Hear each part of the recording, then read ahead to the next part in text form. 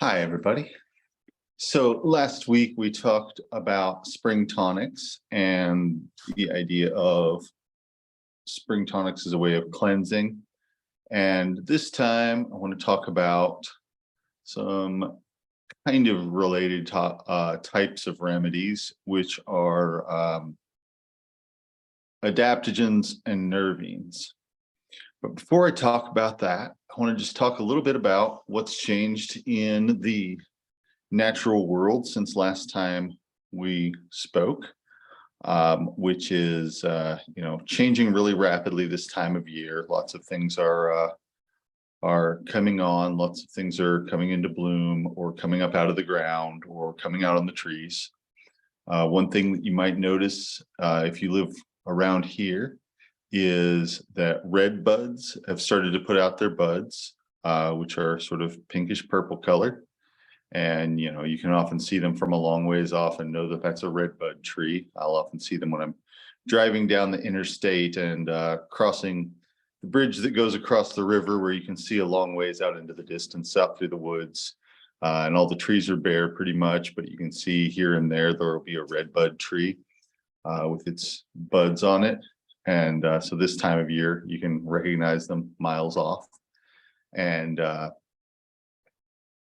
also, at this time of year, Callery pears have started to bloom. These are an invasive species that are derived from Bradford pears, which are a cultivated variety of Callery pear.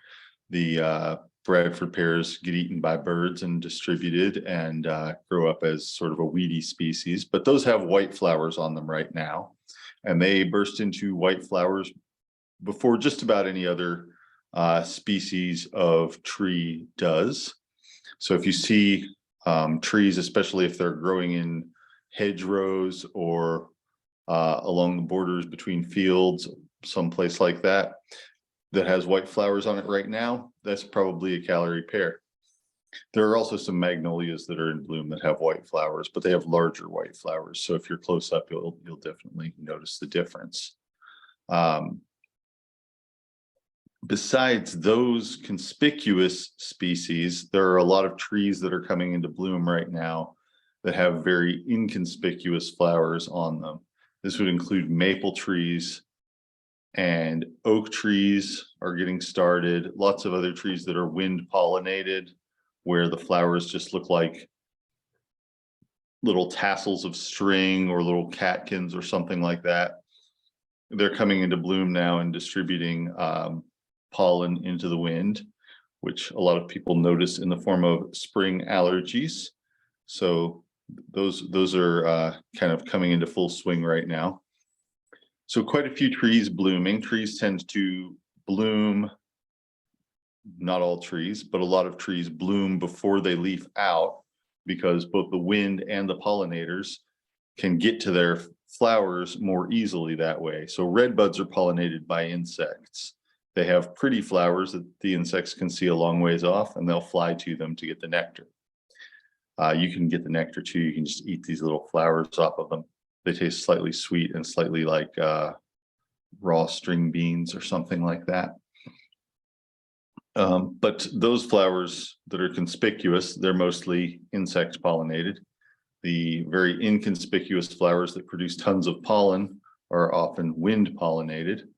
The ones that are insect pollinated, the pollen tends to be larger and stickier so that it will stick to an insect. It doesn't tend to blow in the wind so much. So people don't usually have allergies to them that they notice or that really get manifested, but they often think that that's what they're allergic to because they see them in bloom at the same time that they start having allergies. So, if somebody says that they have allergies every time that the redbud trees bloom, it's probably from the oaks or the maples or something else that's blooming at the same time, or that's releasing pollen at the same time. You also have pine trees, which don't have anything like a bloom. They just have little cones that produce pollen, but they're not in full swing with that right now. So lots of tree pollen, lots of trees coming into bloom. On the ground, out in the woods, there will be quite a few things like trout lily and trillium and Bloodroot, I posted some video and pictures of bloodroot yesterday. It's in bloom and starting to get towards the end of being in bloom and having its leaves come up. So that's going on right now in the forests near where I live. And further north in the same mountain range, it will be happening later. Out west, it might not be happening at all. It just kind of depends on the environment. So these are plants that only grow in certain areas, in certain types of habitat. Similarly, blue cohosh is starting to come up right now. It's a really strange looking plant when it comes up, sort of a blackish purple color. But that's going on right now. So I'm hoping to get us all out into the woods, not this weekend, but the following weekend, to try and look at some of these plants happening, look at some of these plants in bloom in the woods, so that we can see that process unfolding. And there are also a lot of the common plants like dandelions and dead nettle and violets that are getting more profuse in their bloom. I saw some cleavers blooming. I've seen chickweed, veronica, bird's eye speedwell, also in bloom right now. So lots of springtime yard and garden type plants, as well as the more exotic out in the woods types of plants. Yeah, some varieties of cherries are blooming, and I guess peaches too. I haven't seen any peaches, but some varieties of cherries are blooming, but not the wild ones yet. Weeping cherries, I've seen a lot of weeping cherries that were already in bloom. They're kind of more adapted for a colder climate. And of course, if you live around here, you know that it's very cold. Right today, there was snow on the ground, whereas we had weather in the 70s and 80s not long ago. So it's kind of our chaotic spring weather, the more or less the usual, although it's been a little bit more than the usual this year so far.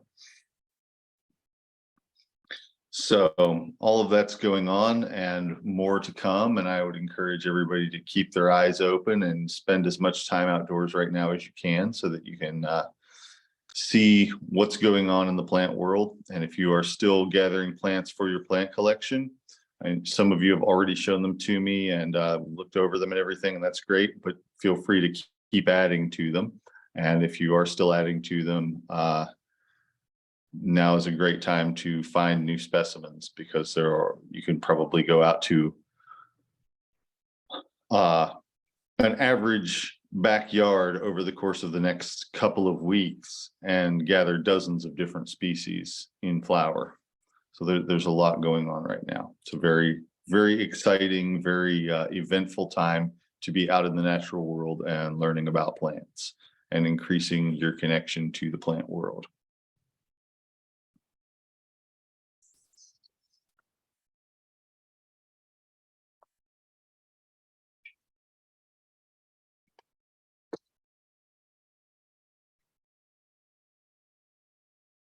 So all that being said, this time I want to talk about adaptogens and nervines. Adaptogens and nervines are two kind of different categories, although there's some overlap between them, of medicinal plant actions, characteristics, and they're kind of fairly loosely defined. And I'm going to talk about adaptogens first. So adaptogens are the concept of an adaptogen. The name sort of says what it does. It's something that helps produce adaptations or helps the body to adapt to situations that it needs to adapt to. The concept of an adaptogen was first described during the 20th century by people who were looking at herbs that were sort of performance enhancing for athletes, or that were helping with strength and stamina. And the idea of an adaptogen is a plant that helps to improve resilience, helps to decrease the physiological response to stress, maybe helps people feel more energetic and have more of a sense of well-being. So it's a fairly nebulous definition. It's a word that you'll hear a lot in herbal circles, and so it's something that I want everybody to be aware of the concept of. I usually, when I'm describing what a plant does, try to be more specific than that. Although, you know, it's not an entirely useless concept either. It is something that sometimes it's helpful to say, okay, this works as an adaptogen. But it is something that, you know, maybe means slightly different things to different people as well. So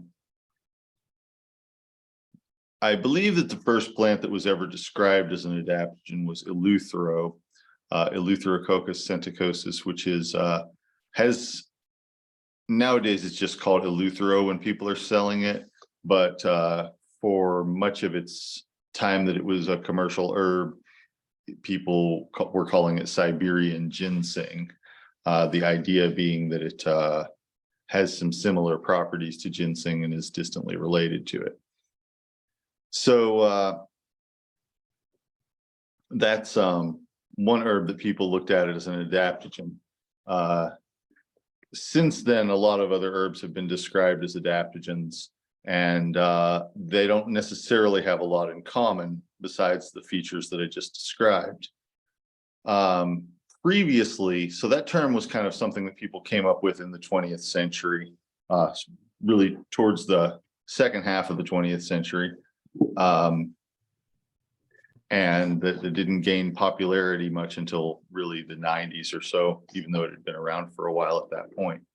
But the similar herbs or similar remedies have been referred to differently throughout history.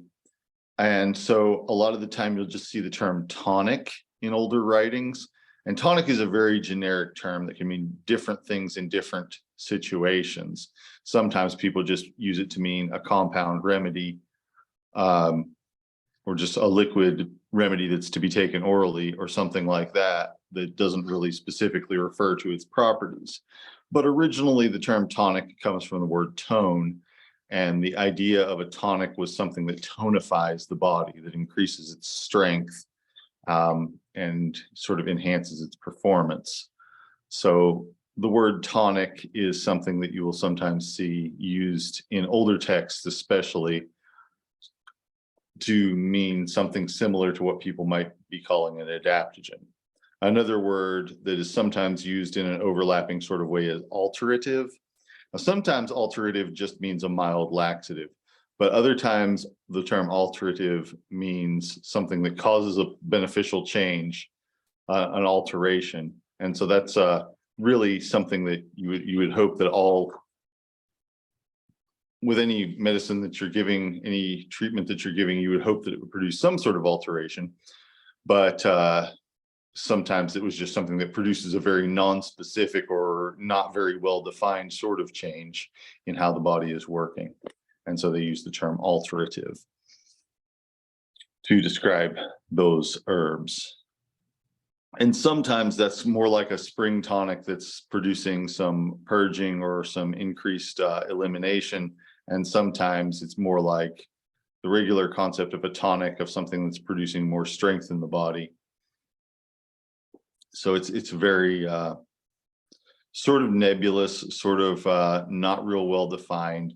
All of these words in their different times have been used sort of like buzzwords, or words that carried a lot of emotional strength, but not a lot of specific meaning. So, you know, emotionally laden, but semantically not so laden types of words. Panacea is another word, an older word that is sometimes used for some herbs. It's not really used seriously very much anymore. It literally means something that is for everything. So, an herb that's for everything, which of course, none of them are actually for everything, but some of them are for a wide variety of scenarios, and that, produce a sense of well-being in a wide variety of scenarios. And so the term panacea used to be used sometimes to refer to those types of herbs that might now be called adaptogens or alteratives or tonics in some other time periods and some other writings. So the question then would be, what exactly do they do? And it's different for a lot of different ones. But to look at the one of the ones that was first described as an adaptogen, eleuthero, there's a few different things that seem to be going on with it. And originally, I think it was just being looked at as something where they were testing performance and testing how well experimental subjects responded to stress and were able to complete tasks under less than ideal conditions and things like that, and stamina and so forth. So it was something that increased stamina, that increased athletic performance, that increased the ability to perform tasks well under stress.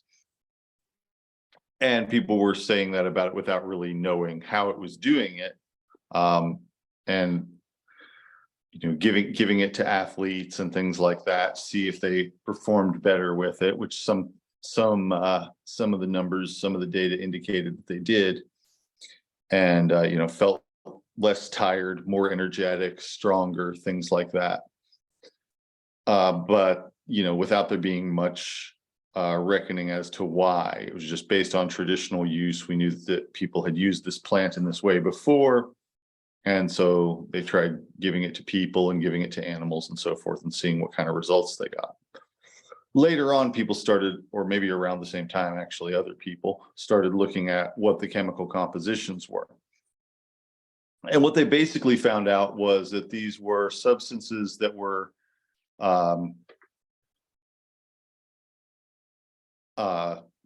interacting with the endocrine system, which is, of course, one of the body's two main signaling systems one of the two main signaling systems in the body. In the endocrine system, you have substances from one part of the body, like a gland or an organ, causing an effect in another part of the body. So, for example, you'll have thyroxine, which is produced in the thyroid gland, that is increasing metabolism in every cell in the body. Or you'll have adrenaline that's produced in the adrenal glands, which is affecting the heart and the muscles and the brain, and having a stimulating effect on all of them. So there are a lot of different endocrine substances produced in a lot of different places, but we kind of look at them. We tend to look at them all together as a system rather than just a diffuse set of different types of substances that aren't necessarily closely related to each other. And so we could say that something like eleuthero is supporting the endocrine system, and that would be a structural and functional way of describing what it's doing. We could further say that it contains some anti-inflammatory substances that is having an influence on metabolism, allowing energy to be released more freely, energy that's stored in the tissues to be released more freely, and that in turn is creating more of a feeling of energy and more of a sense of well-being and less of a sense of fatigue. And at the same time that the endocrine influencing substances in it are keeping inflammation in the body down, maybe keeping the body from getting as inflamed in response to overuse, or keeping the body from producing more of its own anti-inflammatory substances like cortisone in response to stress. So it's having an effect on the body that is maybe minimizing stress, maybe making things feel more the way that they would feel when we're younger, and giving some of this energy and stamina that tends to wane as people age. And so, sometimes people would describe adaptogens as feeling rejuvenating or energizing.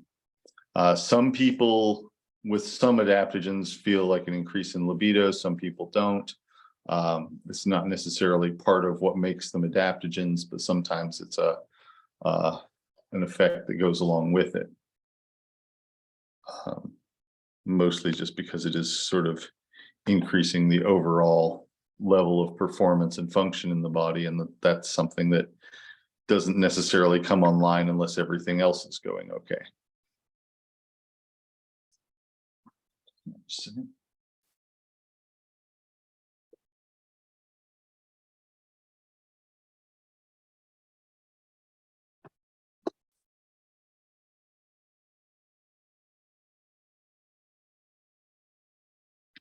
So if, hold on just a second, let me check this.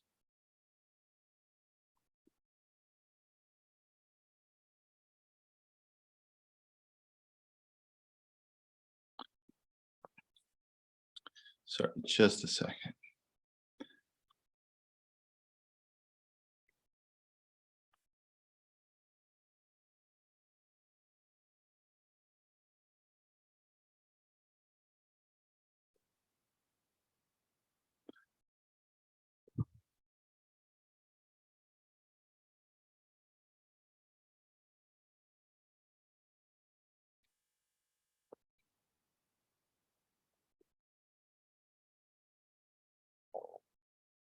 Mm-hmm.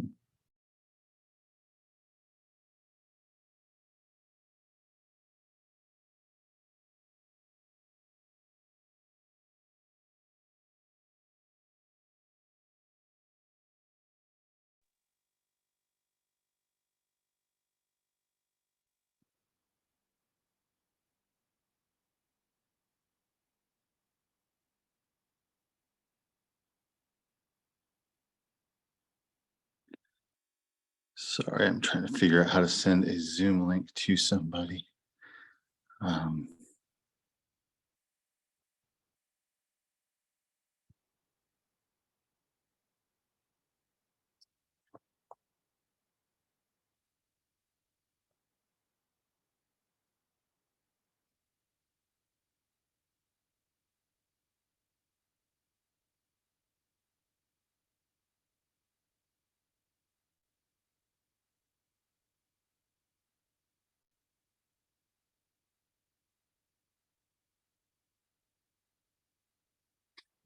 Mm-hmm.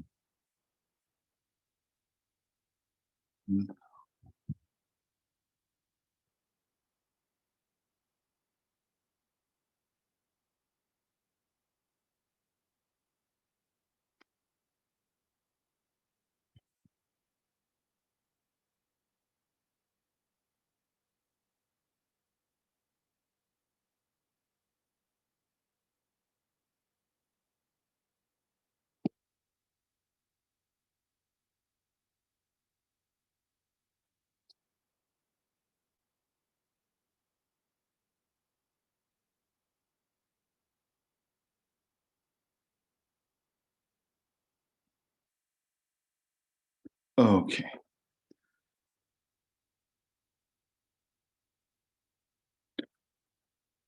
All right. Um, so yeah, an adaptogen like eleuthero is working primarily through the endocrine system and influencing all the other systems in the body by strengthening and tonifying and adjusting the response that the endocrine system is having to the outside environment. So that might and that's true for a lot of herbs that are described as adaptogens. So ginseng is going to be doing a very similar thing. It's got some similar substances in it, which are called steroidal saponicides. Tulsi, which we've talked about recently, is also sometimes considered an adaptogen. It contains completely different substances, but it is also working on, among other things, the endocrine system in a way that changes how the body responds to stress. So Tulsi is going to be decreasing the amount of stress chemicals that are being produced into the endocrine system, which in turn changes how the immune system functions, changes how the body feels, and so forth. Ganoderma mushroom reishi, which we've talked about at other times as well, also contains a completely different set of substances from either of the above. It may or may not even be working directly through the endocrine system. How it works, what makes it really do what it does is still a little bit mysterious in my opinion, or I should say not fully elucidated by modern science. But it does appear to change the way that stress affects the nervous system and the endocrine system, really, and the immune system. So I tend to think of adaptogens as being herbs that reduce the physiological response to stresses. And that can be emotional stress, but it can also be physical stresses, like the body having been through a serious illness or an injury or something along those lines.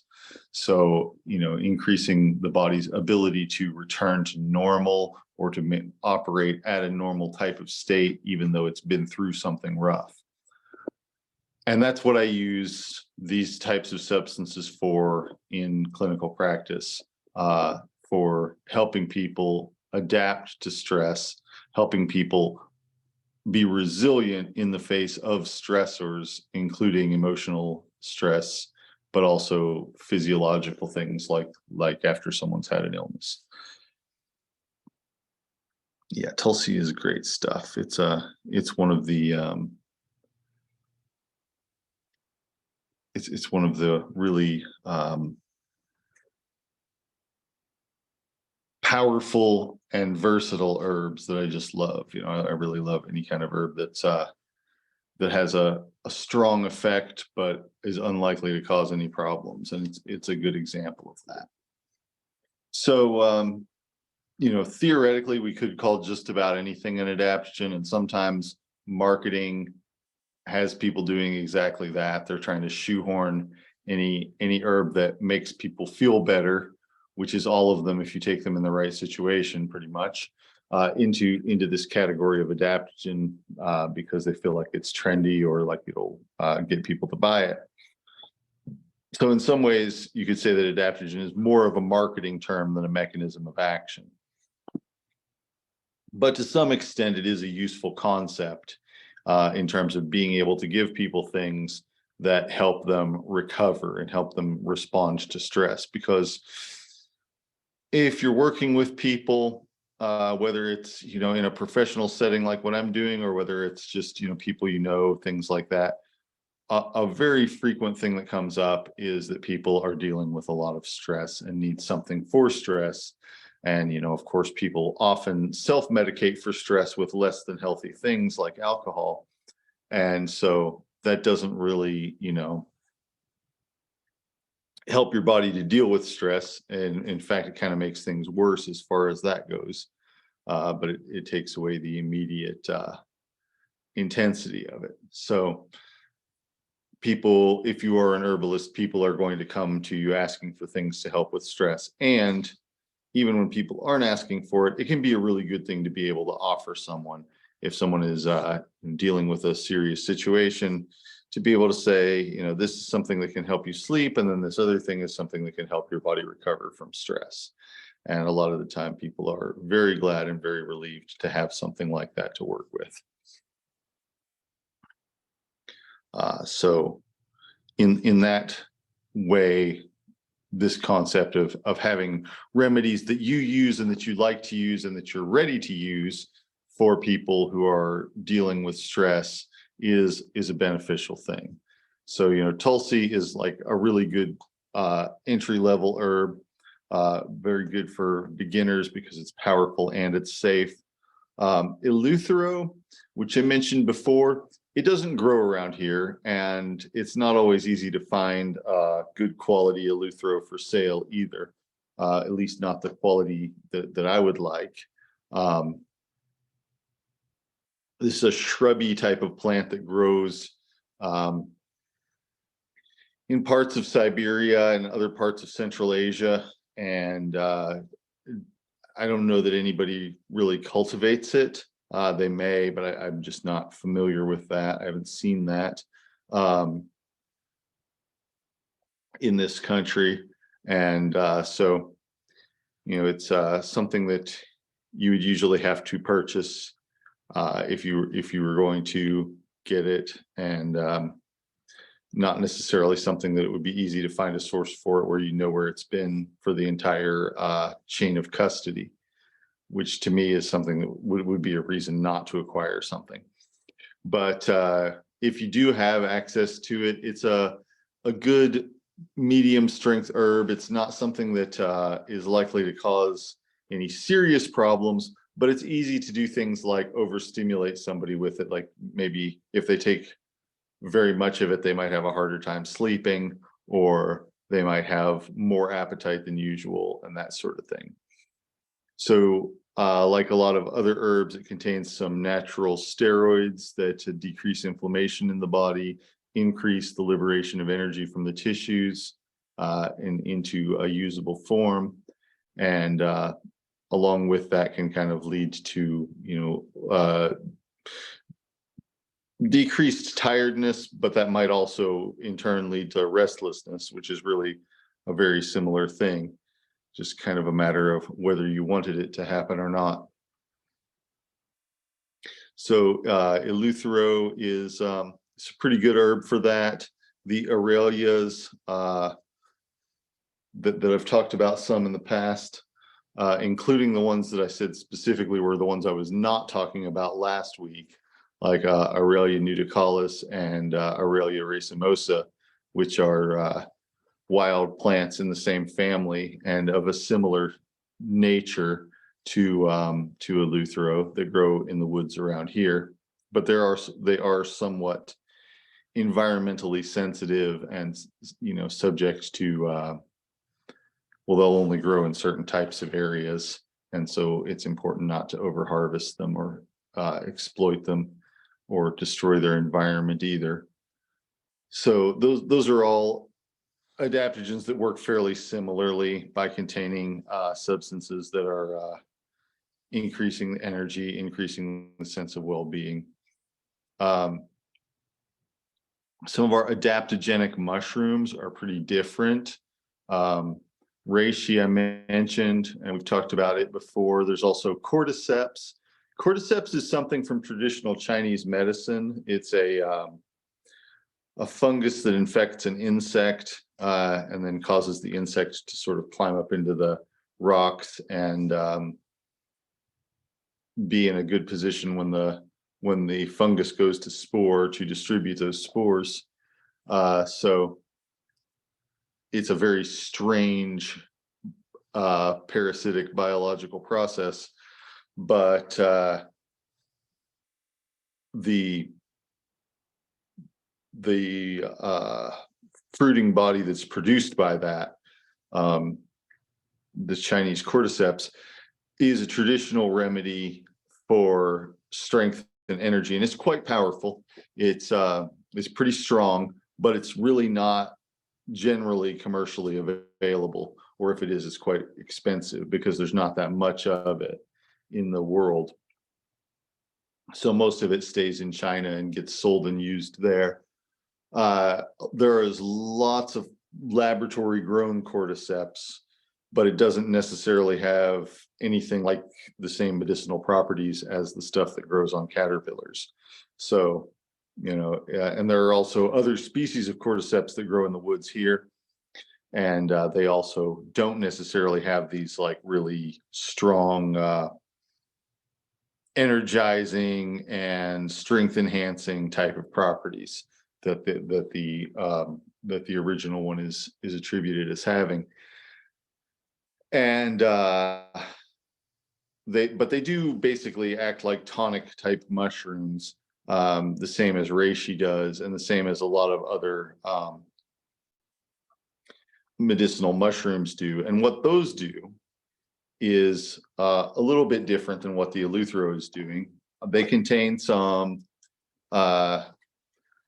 substances that help to feed the immune system, that are basically nutritive to the immune system and help the immune system to be strong and well nourished. And then they also contain some things that sort of work on the nervous system, or are, I don't want to say psychoactive, because that gives the impression of being something like psilocybin that makes people, feel an altered state of consciousness, which they don't really make people feel an unusual state of consciousness, but they do alter the way that people feel and tend to make people less easily upset, more resilient, more able to interpret their situation as a positive one, and that sort of thing. So that they are somewhat encouraging to the nervous system and nurturing to the immune system in a way that overall has a completely separate and different effect on the body than what the eleuthero has, but is similarly putting back something or putting right something that might have been made wrong by stress, because stress has a negative effect on the immune system, and it also has a sort of a discouraging effect on the nervous system. And so Tulsi is an antioxidant, anti-inflammatory, decreases some of those types of processes that might come up through wear and tear on the body. It's also an antidepressant, mood elevating type of thing. And it appears to be able to decrease the amount of cortisol that the body is producing, which is a stress-related compound. So on the whole, it's in yet another way putting back things that might be lost to the process of being stressed. So all of them have some ability to make the body whole again after a stressful situation or a stressful experience, or during a stressful experience, but they all do it in very different ways. So in that sense, it's not really a structural and functional thing specifically to say that something is an adaptogen. It's more of well, it's just kind of a vague term really, but it's not specific to one particular structure or function in the body. It's kind of unless you consider stressing a function, and in that case it's regulating that function of the physiology changing as a response to stress. So it's an interesting concept. Sometimes it's a useful concept. Sometimes it's just a marketing concept that you'll encounter. But it's important to know, what it's about when you read about it, and the range of things that people might be claiming when they say that something is an adaptogen.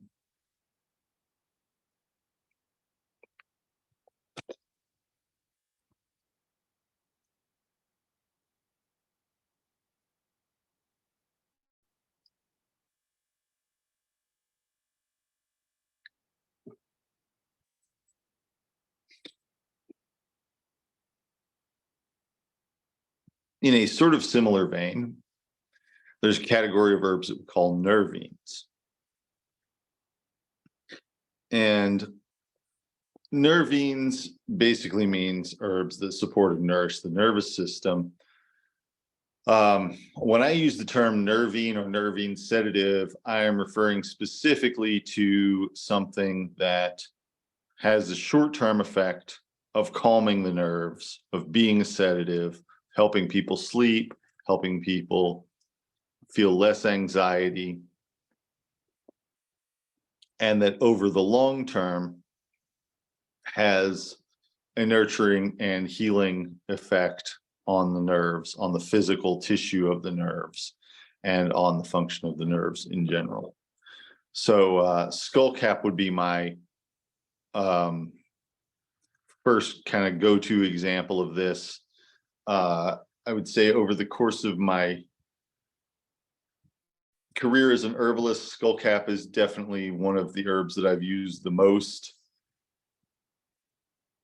And when I was picking out a very limited set of herbs to have on my mobile clinic, it was one of the first ones that I chose because I just really like using it and use it a lot. And it is kind of the nervine by which I judge all other nervines. It's in the short term pretty good at producing sleep, muscle relaxation, and that sort of thing. And over the long term, it does tend to, if somebody has chronic anxiety, it will often be something that will decrease their anxiety and maybe decrease their dependence on itself over time. Whereas some other herbs and some prescription drugs would do sort of just the opposite. You know, they would reduce anxiety in the immediate term, but have less and less of an effect as time went on, so that, you know, a year or 5 years later, somebody might need more of them instead of maybe needing less of them or perhaps none of them at all. So it's a very different user experience. This is skullcap that I'm talking about, you know, Scutellaria, especially Scutellaria lateriflora, which is the usual skullcap around here.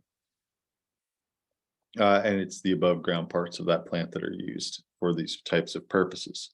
Motherwort, in addition to being a heart herb, is also something I would put in this category. It works very similarly to skullcap. It's got a combination of things that affect the nervous system and things that affect the endocrine system, or things that work with the endocrine system. So it has been used for treating pain during labor and for making labor more easy. That category of herbs are called parturients, things that make labor contractions less painful and more coordinated so that they're more effective. And I've used motherwort for people who were having babies, and it does seem to be pretty helpful.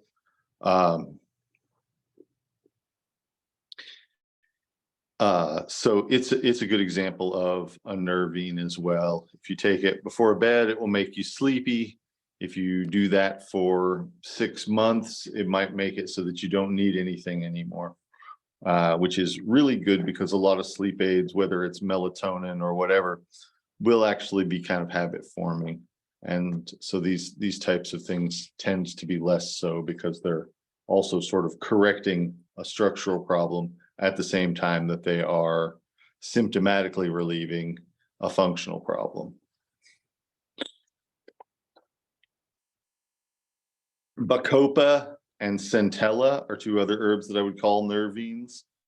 They are not very strongly sedating. They are more for repair of the nervous system, repair of the nervous system tissue, but they do both as well. So, you know, if somebody takes Bacopa or centella, which are very similar in their medicinal actions, calms the brain, makes people perhaps feel more alert and more aware, you know, increases their consciousness of their surroundings, maybe, makes them less distracted sometimes. I've used it a lot for people who had difficulty concentrating, both of them. And over the long term, it tends to help with not only mental things, but also physical neurological things, like loss of nerve function in the extremities. So they're actually really useful to people that have nerve damage, or to people that have neuropathy from bad circulation, of the sort that you might see in diabetes, for example. So it's those two herbs, both of which are called Brahmi in Sanskrit, but they're two not closely related herbs botanically, but they have very similar properties. That'd be Bacopa and centella. And with Bacopa monnieri is the species that's traditionally used in Ayurvedic medicine. We also have Bacopa carolina here, which is a native species, and it's very similar. It grows in ponds and streams and things like that. And so, like any other plant that grows in those environments. You want to make sure that where it's being harvested from is not polluted, because it will accumulate pollutants and carry it with them into the medicine. So, it's important to make sure that they're coming from clean water.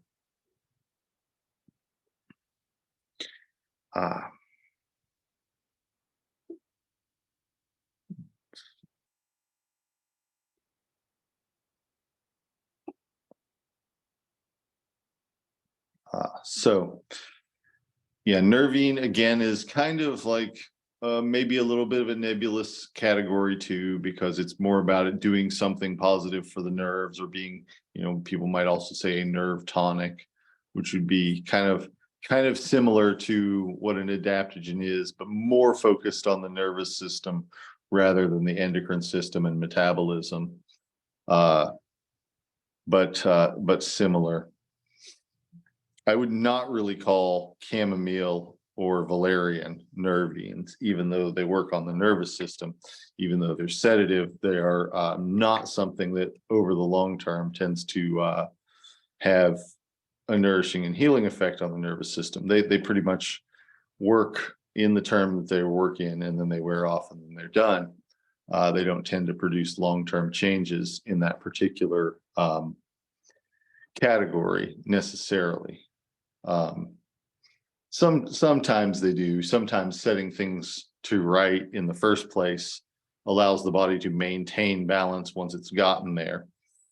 And that's always true with herbs and with healing, is that sometimes things are out of balance, and if you can put them back into balance, they might stay there. To give an example of what I mean, if somebody is having a hard time sleeping, if they have a disordered sleep schedule, for instance, they might have a really hard time getting to sleep and a really hard time waking up when it's time to wake up, and having to force themselves to be awake, and either with or without the help of stimulants like caffeine, making themselves stay awake throughout the day, and then being overstimulated and unable to sleep when it's time to rest. And that sort of situation can become very self-perpetuating, because you're running on adrenaline and not enough sleep. And something like chamomile can help the person get to sleep when they need to get to sleep, and that can make it easier for them to be awake when they need to be awake, which in turn makes it easier for them to go back to sleep when they need to go back to sleep. So sometimes, if you have a self-perpetuating imbalance like that, just putting it right can allow the body to fix itself and allow the body to maintain its own balanced homeostasis, and that's great. But nervines are doing something a little bit more than just that. They're doing something where there's actually maybe specialized nutrients going to the nervous system, healing of cells and tissue. People used to say that nerves didn't heal, that the nervous system doesn't heal, that nerve damage is permanent damage, and so forth. And you can find that information repeated very frequently in all sorts of different literature, from stuff for the common people to medical literature. But the important thing to realize is we now know that that is not true. We now know for sure that neurons are able to sometimes repair themselves. So it's not that's a myth that it's important to let go of when you're working with these kind of things, because that's what they do. They help nerve tissue to repair itself. And I've had people who had visible lesions on their brain that went away after using nervines for a year or so, and things like that. People who maybe had very bad neurological conditions like Parkinson's disease that experienced very big turnarounds from what they were experiencing through using nervines. So they can be quite dramatic in terms of what they do, but it's not always fast. In the short term, they usually just make people drowsy and sleepy. But if you use them for several months, or sometimes even a couple of years, they can sometimes make really big differences. So they're a good category of herbs to know about. And if you are putting together an apothecary for yourself, which is going to be a process that I'd like to talk with you about more in the next couple of weeks. They can be a really good thing to have in your arsenal, in your medicine chest. So skullcap and motherwort are two good examples. Passion flower is another sort of example. Lemon balm, bacopa and tulsi, and bacopa and centella, arguably tulsi as well, but we might put it more in the endocrine adaptogen type of category. So these are herbs that help the body to find balance and also help to nourish and support the tissue of the nervous system. Just a second. Yeah, skullcap is one of my favorites too. It was one of the first herbs that especially one of the first cultivated herbs that I really learned about when I was younger. The first several herbs that I learned about were all things that just grew wild, which skullcap does grow wild here, but it also is often cultivated or persistent from cultivation, like where it might have been grown somewhere in the past and escaped cultivation and continued to grow nearby or something like that. So I, for the most part, consider it a cultivated herb, even though, sometimes it's wild.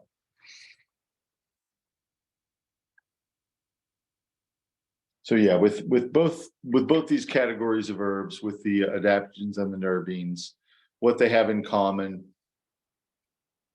is that they might be having some longer term, not necessarily very specific, but general improvements in the function of the body in terms of the endocrine system and metabolism, or in terms of the nervous system.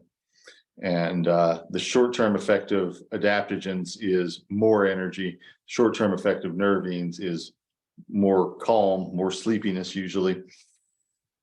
But over time, the adaptogens strengthen the ability to have energy.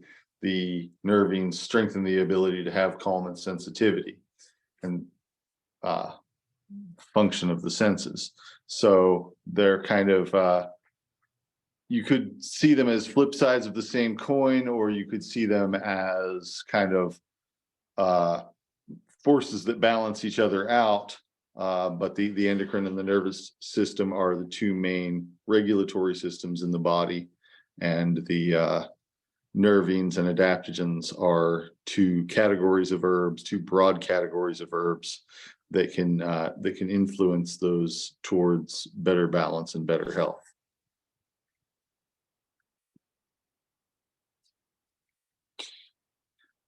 So the question of, can you compound nervines and adaptogens together in a formula? You can. Usually I don't, because I usually want people to take adaptogens in the morning, and I usually want them to take nervines at night.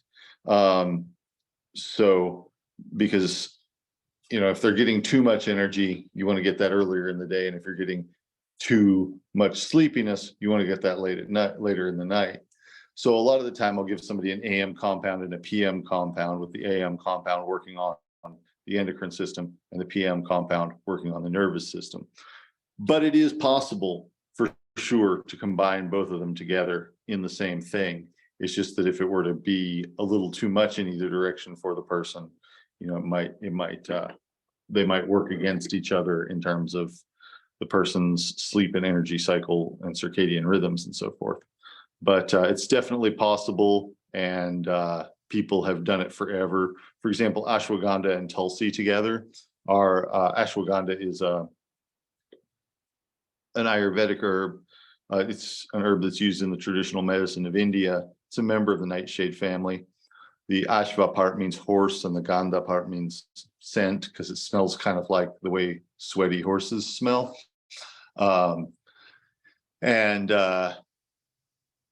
It's tends to be more energizing for people, although for some people it does make them sleepy. But ashwagandha and tulsi have often been used together as a sort of calming and energizing tonic, often in combination with lots of other herbs to help balance things out too. Tulsi and skullcap is a really nice combination. Yeah, that they're again, tulsi is more energizing, skullcap more calming, but they're both members of the mint family, and they have a lot of complementary compounds that are in both of them. So they go pretty well together, and yeah, they are a pleasant enough combination taste wise and everything like that. So, and of course, very well tolerated. You know, with most of these, you don't have to worry about doing a lot of serious harm or anything like that. It's just more about, you know, when the calm is available and when the energy is available. So yeah, you can compound them together, although in practice I often compound them separately and give all the energizing stuff at the front part of the day and all the relaxing stuff in the evening. That's a great question, though.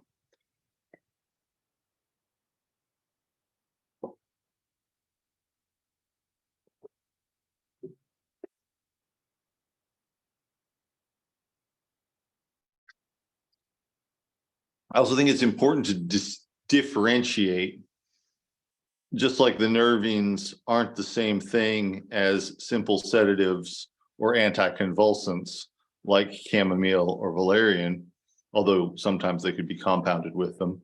But they are a different type of thing than just a simple sedative. And it's important to recognize that an adaptogen is not the same thing as a stimulant either. So when you have what you might call sympathomimetic stimulants, things that activate the sympathetic nervous system, the kind of the gas pedal of the nervous system, if you will, the part of the nervous system that makes the heartbeat faster and the breathing speed up and so forth. You have some herbs like coffee or ephedra that activate that whole set of things. And that's very different than what an adaptogen does, which is a more gentle immediate type of release of energy, where it's not just making you pour adrenaline into your system, but is maybe helping to release glycogen from this stored sugar that's stored in the form of starches in the muscles and in the liver and so forth, helping to release those so that there's more of a feeling of energy and helping to change the way that the metabolism is working to give more energy, but not just be a stimulant that makes the heart go faster or anything like that. So while they might be described as somewhat stimulating, and some people might even find them overstimulating, they're a bit of a different thing than a stimulant like coffee or ephedra.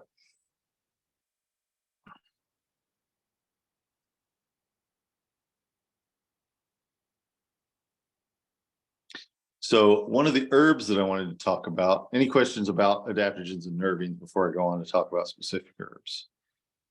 I mean, you can still ask about them later, but okay. So one of the, here we go. A question of how Bacopa carolina works similarly to and differently from Bacopa monnieri. They're awfully close.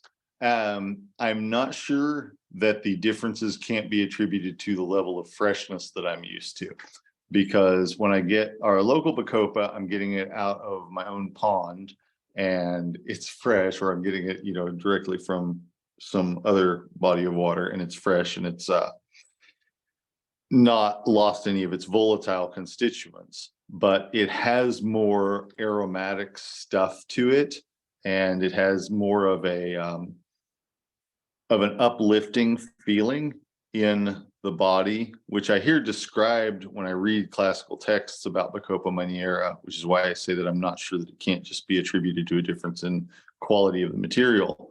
But I definitely feel like there is, with the Bacopa monnieri, more calming, less mood elevating, and with the Bacopa Carolina, I would say, more mood elevating and less calming on the whole. And the local Bacopa is more floral, and the floral note to its taste and smell is stronger. And with Bacopa Maniera, the earthy note to its taste and smell is stronger. Again, it's not an exact comparison because I'm not necessarily comparing substances of similar freshness, but that's my impression of it based on the Bacopa Carolina that I'm able to get and the Bacopa Maniera that I'm able to get. All right, so wanted to talk a little bit about ginseng. So ginseng is, it holds a really interesting cultural place here in Kentucky. It's definitely a sort of legendary medicinal herb, I guess you could say. Part of the reason for that is because it has some commercial value, and it happens to often grow, well, it grows in kind of more undisturbed parts of the mountains, and there's not necessarily as much commerce in those undisturbed parts of the mountains either. But it's a really fascinating plant, and it's a plant that I have just kind of had a lifelong relationship with. When I was about 3 years old, an old man named Shorty Ross showed my father and grandfather a patch of ginseng that was growing in the national forest near his house and not far from where we lived. And basically he said that, this is the ginseng that he had been gathering from for years, but he was too old to do it anymore. It was, not near a road or anything like that. And he felt like he was too old to mess with it anymore. So, he told them about it.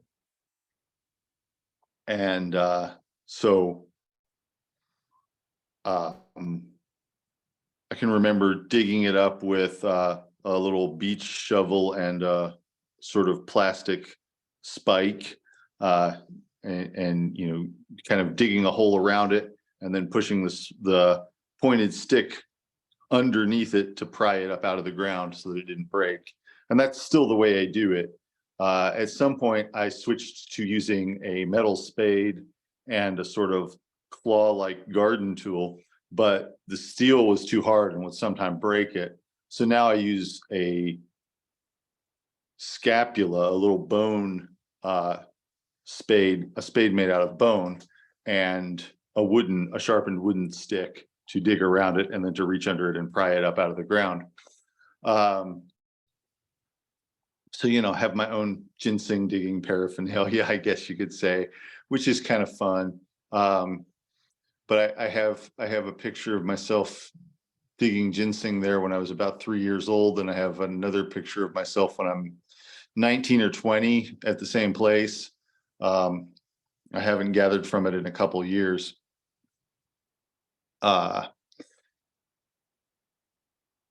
Yeah, so there are a lot of stories about ginseng. I have my own stories about ginseng. One time I found a patch of ginseng where a lot of the members of the stand were very, very old. A ginseng plant can live to be over 100 years old. They're very long lived for an herbaceous plant. You can kind of tell the age because it grows a little different bud scar on the top part of the root each year, the base of the stem and the top of the root each year. So if you dig it up, it has sort of a neck with a bunch of little bud scars where previous years growth has been. And like I said, some of them are 100 years old. It's usually not considered a mature plant until it's 6 or 8 years old, which is when it goes to flower and has berries. You don't ever want to gather it before it has berries on it, because then it can't go to seed and replace itself. Ginseng does not grow from cuttings. Some plants like golden seal or bloodroot, you can divide the rootstock and replant part of it. With ginseng, you can't do that. If you cut off part of the root and plant it in the ground, it'll just die. It's not that kind of a root. So it's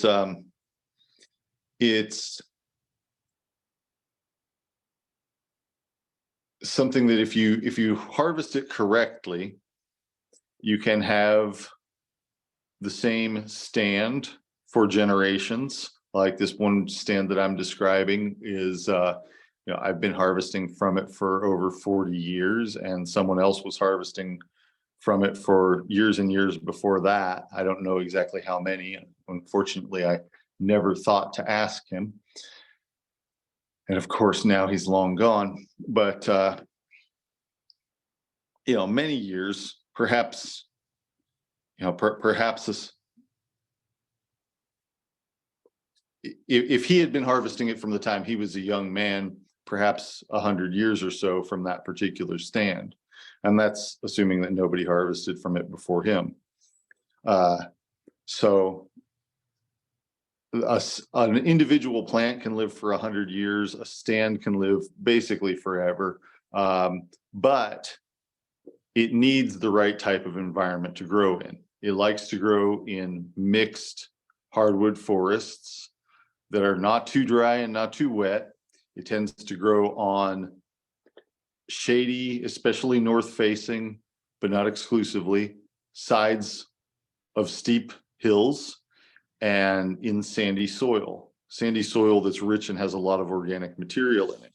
So it has a pretty kind of long list of things that it needs to be able to grow in a particular place. And if you find that kind of place, it will often be growing there. But if an area has been logged, the ginseng won't come back until the trees are mature. If an area has been strip mined, which is all too common, then it'll never come back. The kind of soil that it likes to live in is no longer there, and it won't ever grow in the type of soil that is left behind, the subsoil. So, its environment is very easily lost. People don't necessarily tend to make farms and fields out of the type of places that it grows because it's pretty steep, but sometimes people build houses on them. So, it's subject to all kinds of environmental pressures like that. And of course, even just some natural things like forest fires or ice storms that would destroy the trees could also have the same type of detrimental effect that logging would have, where it would be many years before it was a suitable habitat again. So I think of ginseng stands. I think of individual ginseng as well as ginseng stands of having sort of their own personality, their own spirit, maybe even. That's a little bit of a strange way to put it, but they are almost like they're very different places from the rest of the woods around them. They have a whole ecosystem where birds will come to harvest the berries, snakes will come to eat the birds, deer will eat the leaves, and so there tends to be changes to the whole ecosystem around them because they're there, because other animals like them as well, not just humans. And so humans have always tended to cultivate ginseng when they find it in the woods. So, you could describe it as wild ginseng because, and there are actually standards for what classifies it as wild, which is that when you're replanting the seeds, you don't use anything more than just a finger to poke a hole in the ground and cover it over. You're not plowing the area. You're not digging holes and putting the seeds down in the holes. You're just kind of poking a hole with your finger and sticking it in there. And that's different than when people are actually trying to cultivate it. but people in fields and with shade cloths and with cold stratified seeds and so forth, which is a more complicated thing. But people tend to steward these stands of ginseng and make sure that they keep growing. And that has been true from remote antiquity up until the present. Unfortunately, there are also people who just want to exploit the stands of ginseng that do exist. And this is often on a very small scale. Like there will be an individual person who will go and poach some ginseng and, you know, kill off the whole stand and then take it and sell it because they're desperate for money for whatever reason. A few years ago, someone told me that someone had done that to the stand of ginseng that I previously described.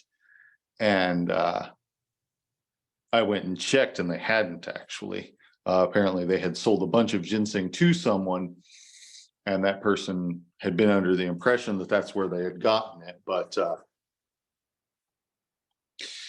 But it didn't turn out to be from there. If they gathered it from anywhere near there, I couldn't tell where, but it wasn't from the stand that I usually gather from. It was undisturbed. So usually when people are going to gather ginseng, they'll wait until late August or September when the berries are ripe and the leaves have started to fade. And then they'll go in and dig up about 1/10 of the roots, no more than 1 in 10 plants, mature plants, and then replant the berries and cut down the tops from all of the root of the plants. So take the tops off all the plants so nobody else comes along and picks 1 in 10 mature plants from the same stand, and then somebody else could come and pick another 1 in 10 mature plants, and then you've lost 30% of them. So even if, you know, nobody was necessarily trying to do that. So the usual thing is to whoever gets to the stand first, basically, or, you know, usually there's kind of, at least where I'm from, there are often sort of informal recognitions of whose stand of ginseng a particular stand might be. If it's not on private property. If it is on private property, obviously it's that person's ginseng. But and now in recent years, you're supposed to have permits to harvest from public property, and they haven't issued permits in a couple of years because the growing conditions haven't been so good, dry summers and that sort of thing. Doesn't mean nobody is harvesting from there, but they're not supposed to. So, you know, whoever is harvesting from the stand, especially if it's on public property, will usually cut down all the tops and replant the berries, and then you know, the more plants will come up next year. So a well-maintained stand will grow in size and grow in population over the years. Only a small fraction of the berries that are put into the ground will actually yield a plant, and only a small portion of the plants that germinate will grow to maturity. But even with that, a fairly large, there should be a fairly steady increase in the population of the stand as time goes on, if it's not being over harvested and it's not falling prey to any sort of external pressure.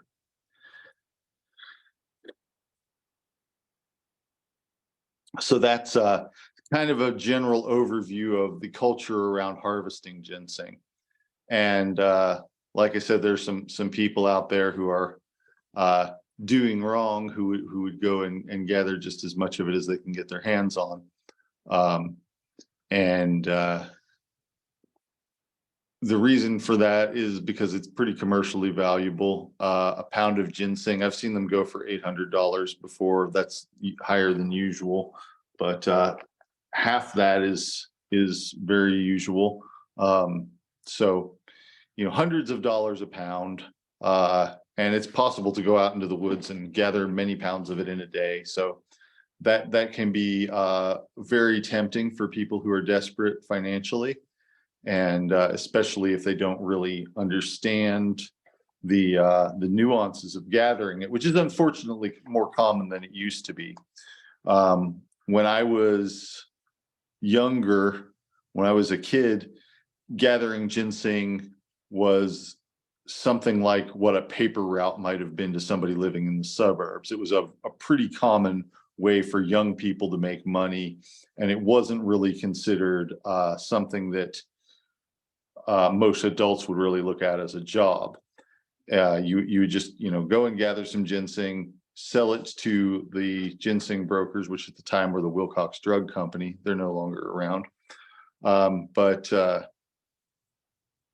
you could sell it and you get a decent amount of money, not something you could live off of, but something that would be a good little bit of income. So that was a very common thing back then, was younger adults and teenagers and things like that gathering it as some extra money.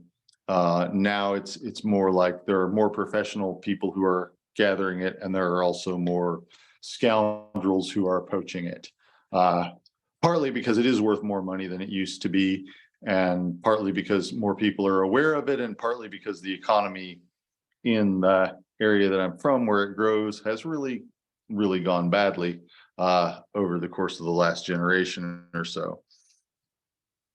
So that's that's kind of the culture around ginseng, which is a lot more in depth, I think, than I usually get about the culture around particular plants. But if you're fortunate enough to have access to wild ginseng, treat it as a sacred trust, treat it as something very special and very valuable.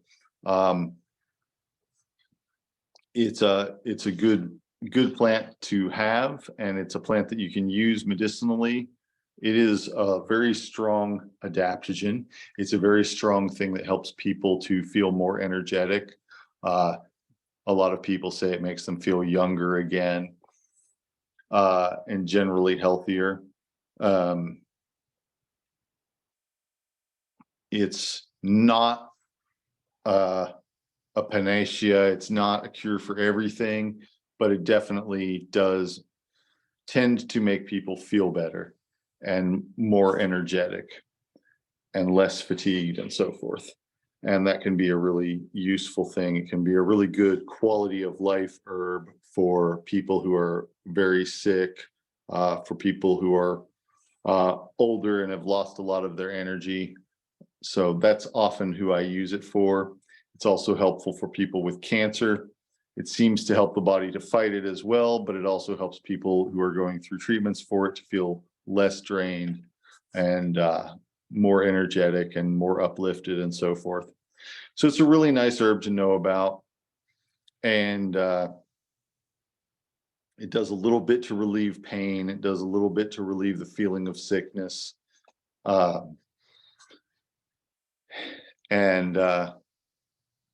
It's something that I keep around. I don't use it very frequently in my clinical practice, but I would be very sad not to have it in the situations where it's indicated, in the situations where it's called for.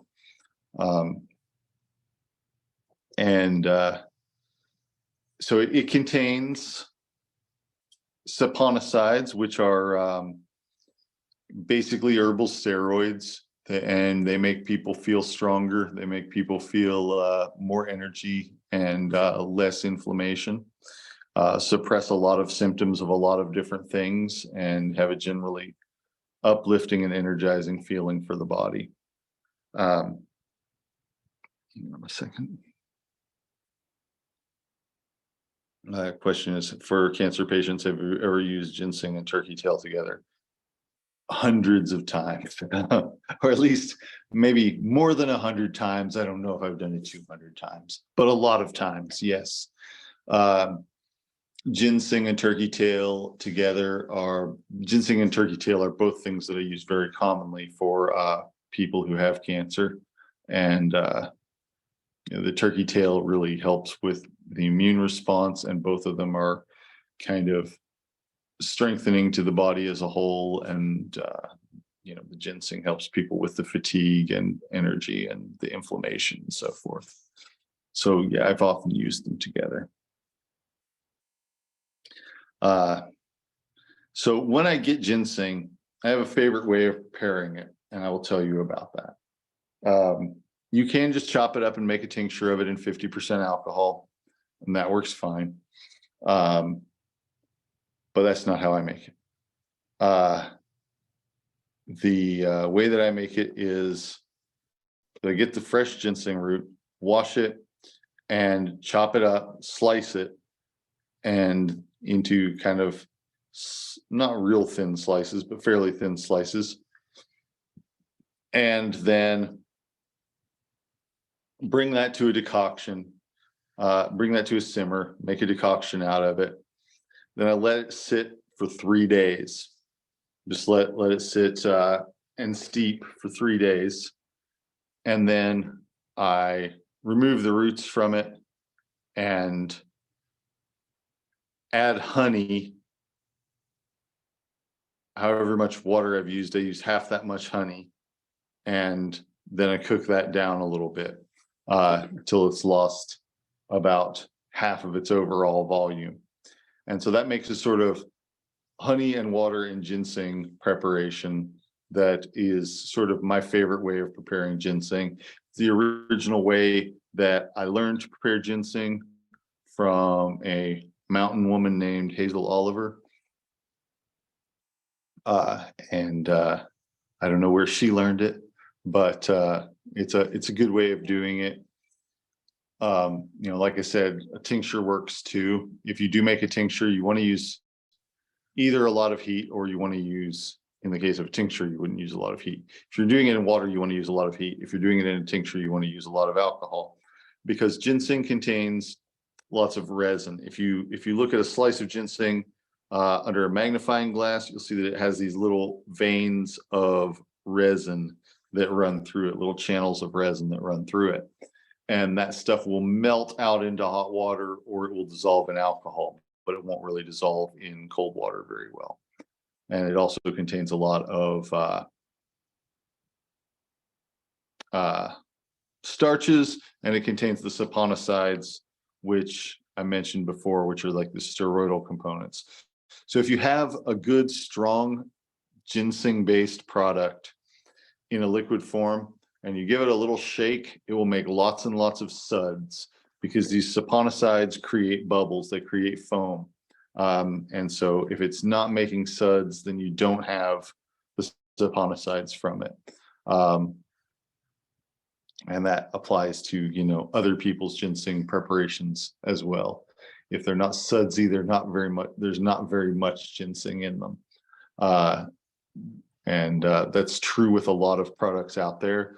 Some of them will have ginseng listed on the label, but not necessarily very much ginseng in the actual product, because it's an herb with name recognition, and the name recognition is sometimes more important to the people making and selling the product than the actual properties of the plant itself are. And so, good ginseng is foamy and sudsy and slightly bitter, somewhat aromatic, resiny tasting, and slightly sweet as well.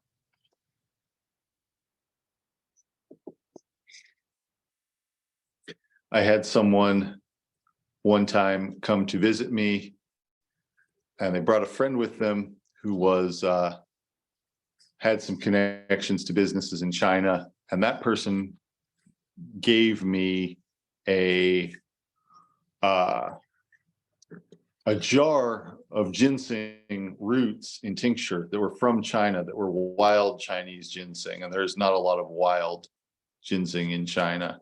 But this was from some sort of I think it was some sort of noble person, aristocrat's estate that got nationalized when China became a communist country, and was made into something like a park or a nature preserve. I don't know exactly.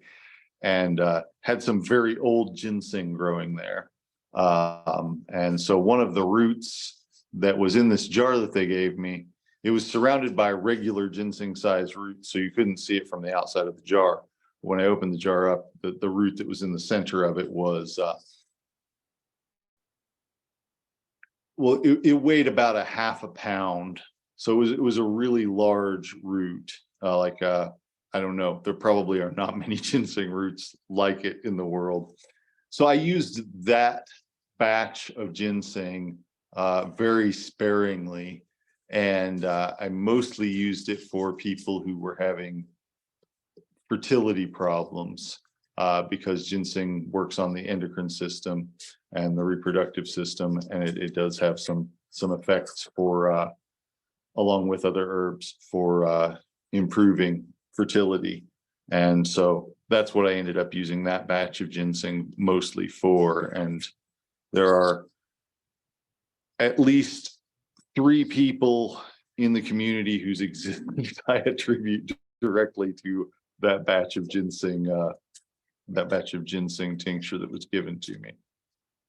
So and they're all in their 20s now. So that's and at least one of them has a child of their own. So anyway, ginseng can make a wonderful difference in people's lives, but it's a very environmentally sensitive plant. It's a very culturally significant plant, and it should always be treated with a lot of respect and a lot of care, which you should have for all the plants. But with ginseng, it especially is important to act right in regards to that particular plant.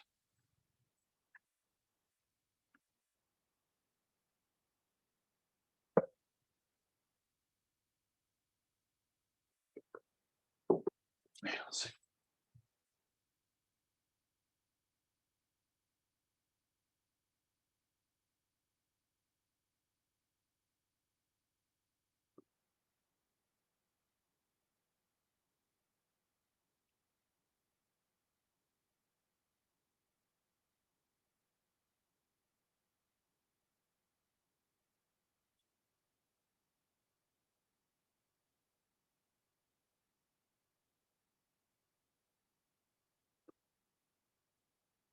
All right.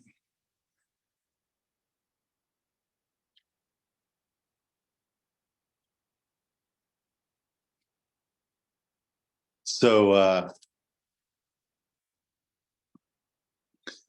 another plant that I want to talk about, which I'm not going to get into quite the same sort of depth about, is yellow dock.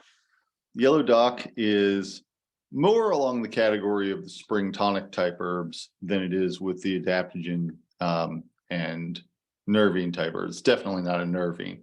It's not necessarily an adaptogen, although it does have some effects on the endocrine system. But the main function of yellow dock is on the digestive system and the eliminative systems. So the leaves of yellow dock are actually edible. They're very sour, but if you cook them and eat them, they're edible.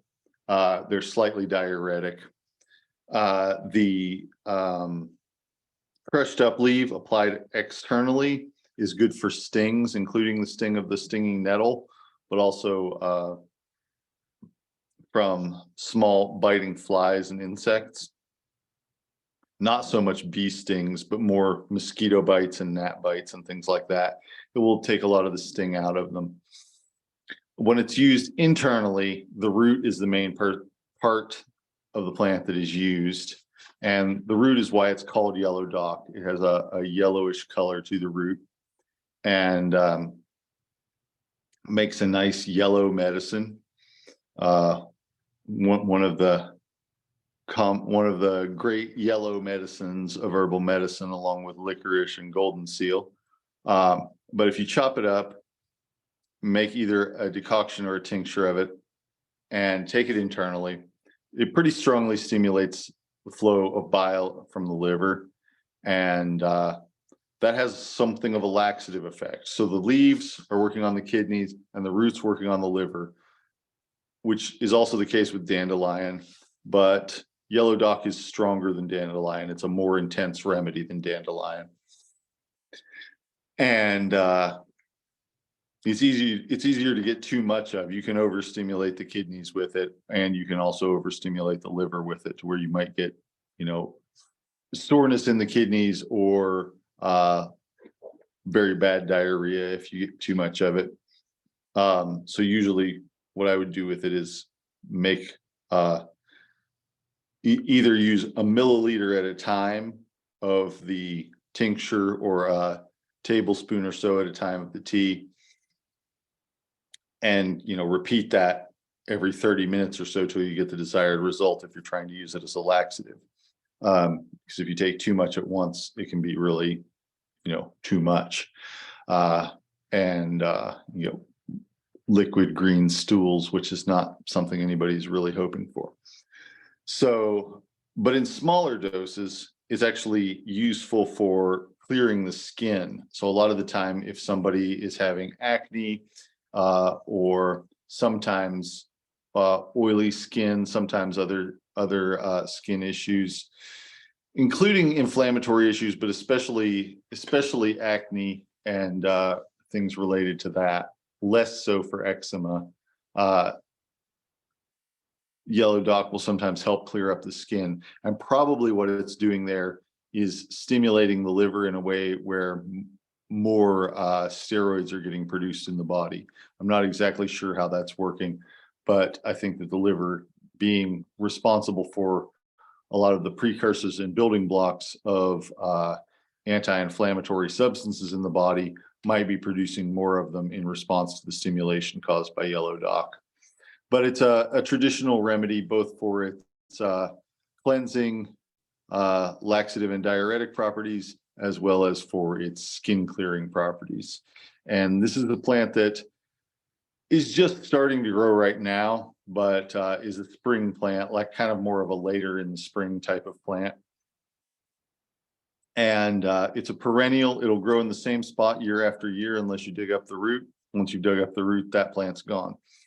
The seeds of the plant are edible. They're covered in a thick chaff that you have to kind of rub off of them and then blow away with wind, with a fan, and leave the seeds behind. And then the seeds can be ground up and used like grain. They're not actually a grain because it's a flowering plant rather than a grass. But I mean, it's an herb rather than a grass. But it's has very starchy seeds that you can make batter out of. You can't really make necessarily like bread out of them, but you can make pancakes. You can make crust. I've made pie crust with it before, which is sort of a lot like a pancake, that kind of thing. Yeah, will they work on, well, yellow dock and dandelion will both still work just fine on somebody that doesn't have a gallbladder, because they're stimulating the liver to produce bile. The gallbladder really just stores and releases it, but it's produced in the liver, goes through the common bile duct and into the digestive system. So it's not necessary for the gallbladder to be there for it to do what it does. So those people still have liver substances, and they still have the liver for the herbs to work on, just not the gallbladder that stores the bile. So might work a little bit differently, but it's still, they're both still going to work fairly similarly in a person that doesn't have a gallbladder. They might produce a more dramatic result, especially in somebody who has more recently not, or who has had their gallbladder removed more recently. They might produce a more dramatic effect, although that tends to be more stable in someone who had their gallbladder out a while ago. So yeah, they'll still work. And while it's a kind of a cut above dandelion and in terms of its intensity, I still consider it a very well tolerated herb. It's not something I would really, it's something you would use in lower doses, but not something that really has a lot of serious potential for harm. So not like something you have to be real careful with, but just something you want to go a little bit slower with. Would they work well in combination with something like marshmallow? Yes, marshmallow is soothing. So when you're using a stimulating herb, it's often good to use something soothing along with it. And marshmallow is soothing, especially to the kidneys, but also to the whole body to some extent. I often use yellow dock along with licorice for the liver and for the digestive system. I feel like the sweetness of the licorice helps to balance it out a little bit, the bitterness and sourness of the yellow dock. And they both sort of have some effect on the digestion, and the licorice is a little more calming to the digestive system, and the yellow dock is a little more stimulating to it. But yeah, using something slippery like slippery elm or marshmallow along with them can be helpful as well.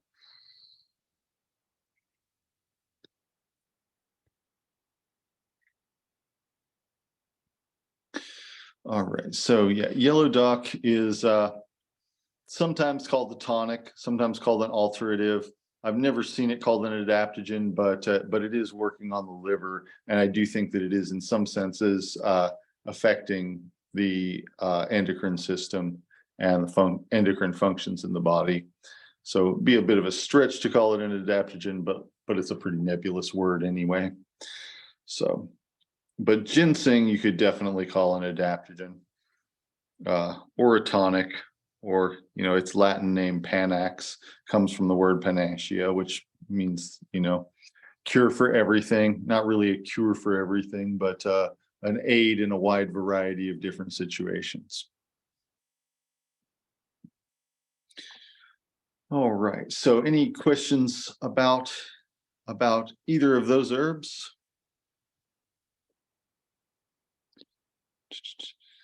Okay, so yeah, ginseng is definitely magical. So this question is, for ginseng, how long does the honey preparation last?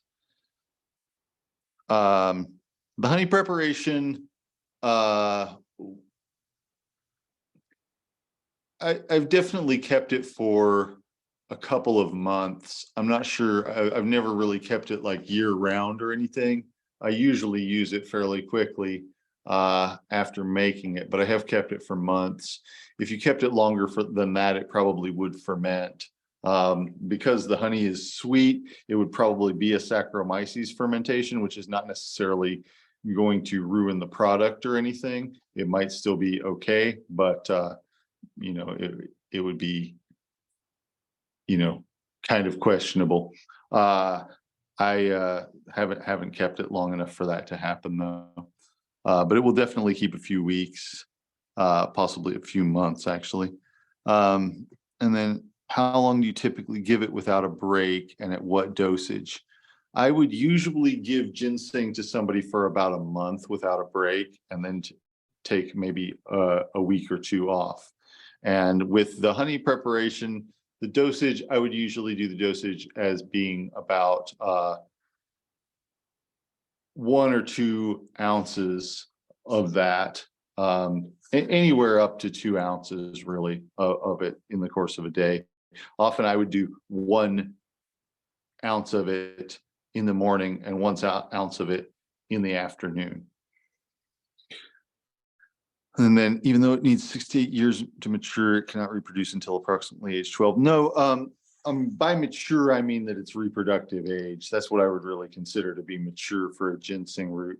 And exactly when that happens can be as soon as age 6 years, but it depends on the growing conditions. So some years, if it's very dry, for instance, ginseng might not send up an upper part of the plant at all. It might just be a dormant root. And if that's happening, it's not really growing any. But when the leaves are growing, they're accumulating energy in the root. And when there's enough of that, it will make the berries. So that usually takes 6 or 8 years or longer. And the shadier it is and the drier it is, the longer it takes. So it's variable, but I consider a ginseng plant to be mature when it has produced seeds, and that it shouldn't really be, that it should only be harvesting while it has ripe seeds on it, ripe fruits on it, and not at any other time or under any other circumstances. So yeah, it's a little bit of a complicated plant. really maybe partly just because we pay so much attention to it that we're more aware of its nuances than we are of other plants. But it does have more complicated needs than dandelion or yellow dock, for instance. All right. Well, any other questions for today?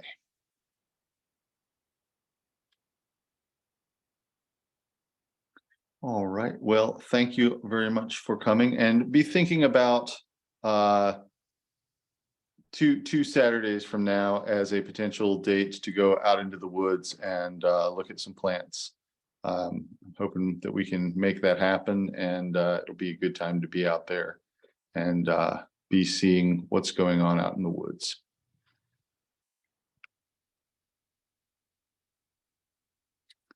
All right. Thanks for coming, everybody, and I will talk to you again soon. Thank Thank you. you. Good night. Thank you. Good night.